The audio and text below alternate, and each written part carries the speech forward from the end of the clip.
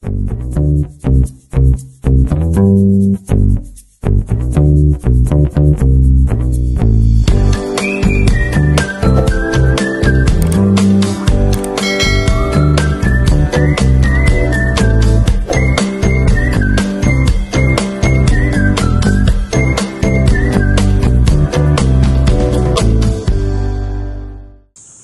good morning mga kaswabe. Update ko lang kayo sa African Talisays natin. Kagigising ko lang. Ano na ba? Anong oras na? Alas 7 na yata ng umaga. Gulat kasi ako. Nakaraan video lang natin 2 days ago or 1 day ago lang. 'Di ba? Pinag-usapan natin yung tungkol sa sumibol na yung yung pang top layer ng African Talisays natin.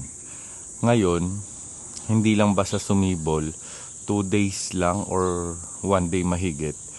2 days lang, tignan nyo, papakita ko sa inyo na hindi lang basta dahon yung, di ba sinabi ko doon sa isang video na may 5 tangkay na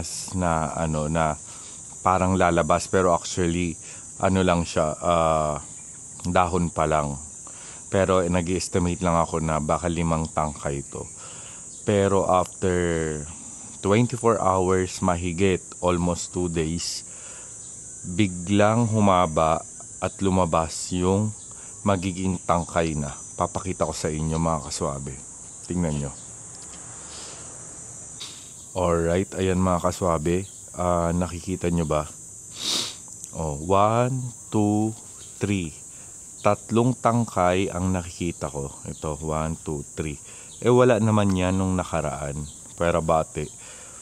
Diba? Ganon kabilis. Ito yung sinasabi ko na totoo naman na mabagal palakihin mabagal palakihin at paramihin ang African Talisay.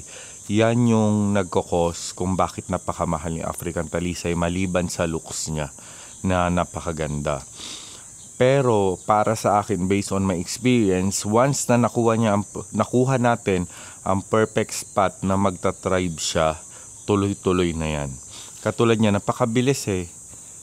Ako rin hindi makapaniwala, makikita nyo naman sa date ng video na ginawa ko at compare sa ngayon, January, February, March, April, May 28 na ngayon or May 29 na yata ngayon. Tignan nyo mga kaswabe. Ang bilis. And then update pala doon sa African Talisay na in-order natin from Mindanao. Ayan, medyo malungkot. Naglalagas siya mga kaswabe. Nauubos na yung mga dahon niya. Pero nagaano pa rin ako. Umaasa pa rin ako na tutubo yan. Tutubo pa yung magsisibol ng mga bagong dahon. Umaasa ako. Kasi 1 week yan na sa shipping. 1 week yan na sa cargo. Siguro yun ang dahilan kung bakit siya nagkaganon. Pero umaasa ako na hindi siya mamamatay. As in, umaasa ako na hindi siya mamamatay. Na sana okay lang sa akin yung paglalagas niya. Basta tubuan din siya ng mga bagong dahon. Kasi gagawin siya na magsisilbing shaded area dito sa terrace. Tapos ito yung ibang African Talisay natin. Ayan no. Ang daming nagigreen na yung mga ibang red na dahon nakaraan. So ibig sabihin lumalaki na siya. Ito naman yung pinakamaliit natin African Talisay na umaasa ako na sana mag-layer siya soon. Pero yung mga gantong shape kasi possible mag-layer yan. Pag namili kayo ng maliliit, yung mga murang African Talisay, budget need, kunin nyo yung mga ganitong shape na parang pamaypay. Kasi may possibility na gumanon siya, magbilog yan, tapos magsuwi dito sa gitna. Parang ito. Ganyan siya, di ba? Magkamukha sila. Pero tignan nyo dito. Tignan nyo. Ayan o. May second layer siya. So maghihintay tayo na magkaroon siya ng third layer. Parang ganito. Ewan ko, alam ko to. 1, 2, 3, Yan, 3, 4. Pang 4th layer na yata to o 5th layer. Tapos ito naman, huwag kayong malungkot sa mga African talisay na hindi nag-layer dahil pag nag-bloom yan, nag-glow yan, tignan nyo kung gaano kaganda. Kung gaano kaganda. Hindi yan nag-layer pero tignan nyo ang ganda ng korte niya, para siyang bonsai. Malaki yan mga kaswabe, malaki yan. Ito yung kamay ko. Ang dami niyang bagong dahon, no? Lahat sila talaga nag-thrive dito sa location na pinaglagyan ko. Naka-direct sunlight sila. Nag-thrive talaga sila, nag-lush sila. Lalo na to, ang bilis magsanga nung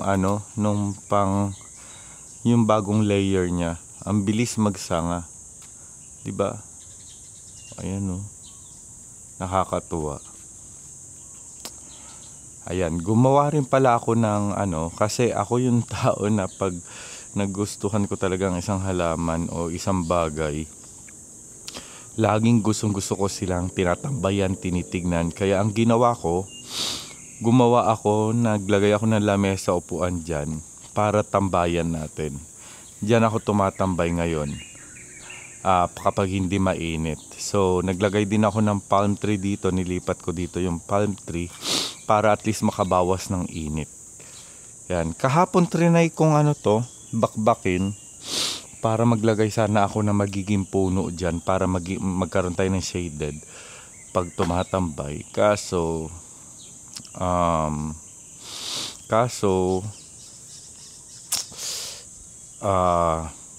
nahirapan akong bakbakin. So ang magiging plano na lang natin, pag nagkaroon ako ng budget, bibili ako ng kubo, magpapalagay ako ng kubo dito na tambayan. Hindi ko lang alam kasi kung magkano yung kubo. Tapos update pala doon sa isang klaseng palm natin, yung parang plastic pero hindi siya plastic. Diba dito siya nakalagay, nasa direct sunlight, sinubukan ko. Binalik ko siya dito sa shaded area or bright light area dito sa terrace. Binalik ko siya dyan kasi nabigla ako nakakita na kahit na malapit lang, kahit na sa bright light siya, pas bigla akong pinul sunlight. Dapat supposed to be kung ibang palm to, magta-thrive na, makakaya niya na, pero nagkaroon ng sunog. So I think itong halaman na to hindi kayang i-tolerate yung full sunlight. Siguro possible sa mga bagong tubo. Pero kasi napansin ko dito, itong mga palm na ganito, nag-thrive agad siya agad siya, lumago agad siya sa full sunlight. Ayan katulad niyan. Yung mga naka full sunlight yan, lumago sila dyan. Tapos ito pala yung mga forus ba tawag dito, nilagay ko dito pangharang kasi medyo hindi maganda tignan dito. Maraming mga damo-damo na wild. Ngayon hindi ko pa siya na papalinis, hindi ko pa napapabunot yung mga damo kasi medyo busy. Mas inuuna ko dito sa front garden natin. Pero ang plano ko dito ay pasementohan yung gitna. Pero bawat gilid may lupa, hindi nakasementado, para tataniman natin ng mga halaman. Yan ang binabala ko yan mga kaswabe. Ayan. Tapos update dito sa mga halaman natin na nasa shaded area. Tignan nyo, ang guglow nila. Betchin lang ang ginamit ko dyan mga kaswabe. Betchin saka yung isang fertilizer. Pero kailangan twice a month lang. Twice a month lang ako mag-betchin. Kasi hindi pwedeng masobrahan kasi hindi natin alam ang mangyayari. Tapos yung mga rubber plant natin, nilagay ko na dito sa almost full sunlight. Full sunlight. Hindi sila nasunugan ng dahon kasi ang ginawa ko, bright shaded area muna. From indoor, nilagay ko sa shaded area, tapos bright shaded area nung una dito sila nakalagay sa shaded area. Pas nilagay ko dito sa medyo bright shaded area na almost full sunlight na rin sila, kasi kung titignan mo yung taas nila, ayan, nakadikit lang sila sa mag-full sunlight. Yan, so far wala naman sila nagisunog na dahon. 2 days, 3 days na sila dito. Ayan, ang gaganda ng dahon. Ayan. Basta yung pagtatanim kasi ako hindi ako naniniwala sa hindi magandang kamay, hindi ako naniniwala doon. Naniniwala ako na kapag mahal mo yung pagtatanim, mahal mo yung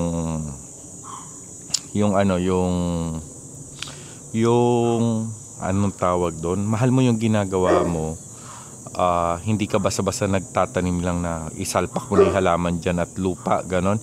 Wag ganon, kasi dapat ang pagtatanim natin, haluan natin ng gusto natin. Yung tinatawag na gusto natin yung ginagawa natin, masaya tayo, na anti-stress natin yun. Mararamdaman ng mga halaman, plants natin na bibigyan nila tayo ng kapalit sa pagmamahal natin sa kanila. Pagmamahal. Pero sa totoo lang, mahal na mahal ko talaga yung mga halaman ko. Imagine nyo, yung parang bonsai natin, ito yung top view. Tapos ito yung yung nagkaroon ng layer. Ayan yung top view. Tapos yung isa na nag-layer din, ayan, top view. Tapos ito yung pinakamaliit natin na inaasahan natin mag-layer. Ayan. Tignan nyo mga kaswabe, ang daming lagas na dahon ng bagong kuha natin. Yung in-order natin sa Mindanao, ayan Sana tubuan siya. Hindi kasi normal yung paglagas niya . Alam naman natin na sa African Talisay, normal yung paglalagas. Pero yung ganito na sobrang dami na bigla ng paglagas dahil sa shipment. Para sa akin sa stress yan, na-stress yung mga plants. Tignan nyo mga kaswabe, ang ganda-ganda tignan kapag parang umbrella. Tignan nyo lalo na pag tumaas na yan, pas ganyang kalago, ang gandang payong. Diba? Tignan nyo kung gaano kalaki.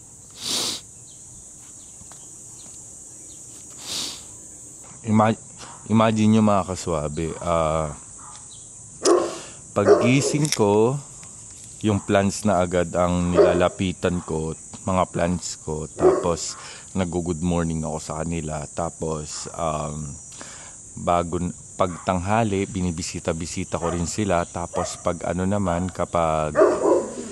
kapag bago matulog, yan, nagdidilig ako sa kanila. Ayan. Sorry mga kaswabe, medyo may dumaan na motor, maingay. Ayan. Pakita ko sa inyo yung pinaka top view kung gaano kaganda mga kaswabe. Yung parang bonsai natin, ito yung top view. Tapos ito yung yung nagkaroon ng layer. Ayan yung top view. Tapos yung isa na nag-layer din, ayan top view. Tapos ito yung pinakamaliit natin na inaasahan natin mag-layer. Ayan. Tignan nyo mga kaswabe, ang daming lagas na dahon ng bagong kuha natin. Yung in-order natin sa Mindanao, ayan Sana tubuan siya. Hindi kasi normal yung paglagas niya . Alam naman natin na sa African Talisay, normal yung paglalagas. Pero yung ganito na sobrang dami na bigla ng paglagas dahil sa shipment, para sa akin sa stress yan, na-stress yung mga plants. Tignan nyo mga kaswabe, ang ganda-ganda tignan kapag parang umbrella. Tignan nyo lalo na pag tumaas na yan, pas ganyang kalago, ang gandang payong. Diba? Tignan nyo kung gaano kalaki.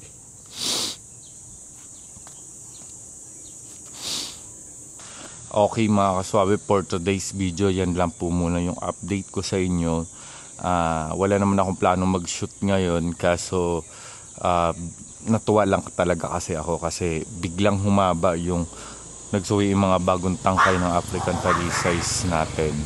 Kaya na-excite tuloy ako na natripan kong mag-vlog or mag-shoot ng video para sa update na kung gaano kabilis yung paghaba ng tangkay nila.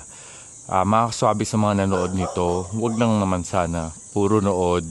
Pa-subscribe naman ako sa YouTube channel natin, pa-like ng video. Maraming salamat po para ma-update po kayo sa mga susunod na videos natin. Thank you!